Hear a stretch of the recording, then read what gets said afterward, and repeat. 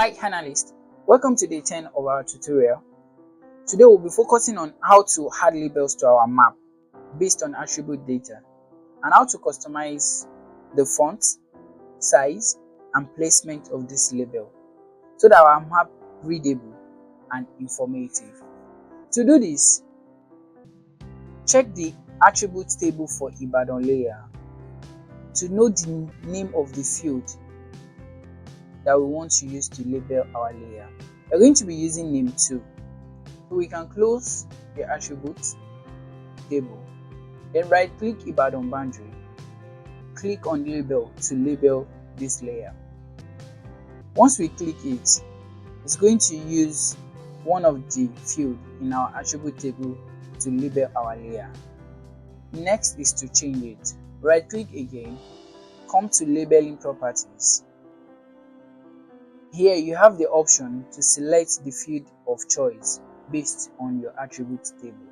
So we can clear this and double click the name 2 to add it to the expression tab. We can check if the expression is valid, then it shows valid. We can apply. Now you can see that our map has been labeled based on the name of each local government in our attribute data.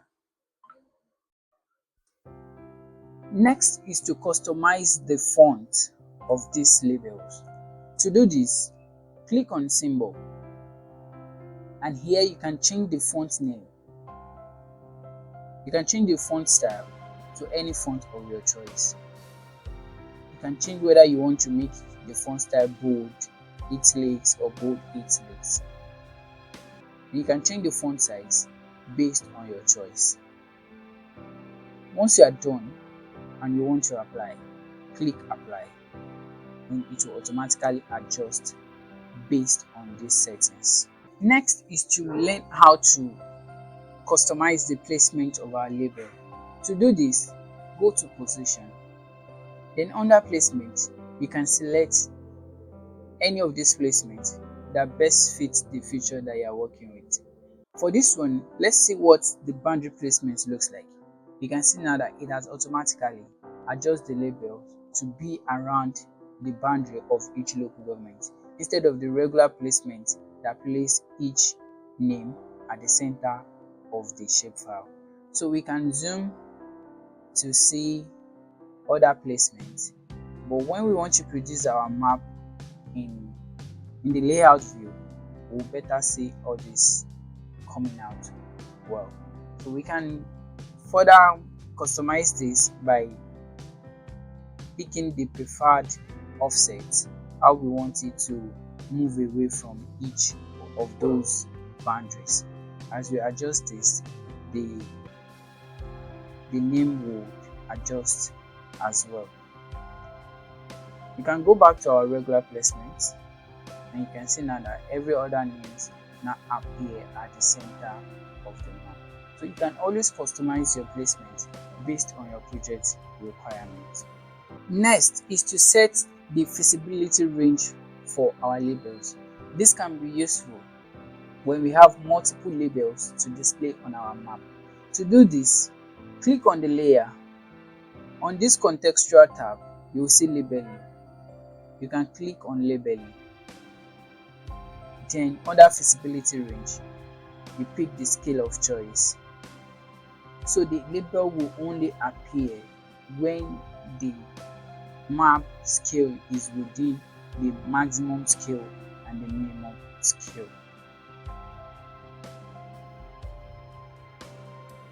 Also, you can also change your labels right from this labeling tab. You can select the field from here. Once you click the drop down arrow, then we can change it to the name of choice. You can see now we've changed the field name to name 1 and we have Oyo written all over.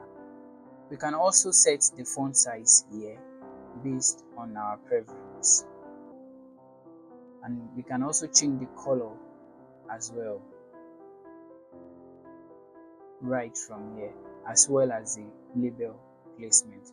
So there are multiple ways of achieving the same thing on ArcGIS Pro. So it depends on how often you use it and get familiar with all of these options. You've learned how to add and customize labels for your map features in ArcGIS Pro, which are just simple yet but powerful way to communicate your data effectively. If you find this tutorial helpful, subscribe and leave your questions in the comments. Thanks for watching. I will see you on day 11. Bye for now.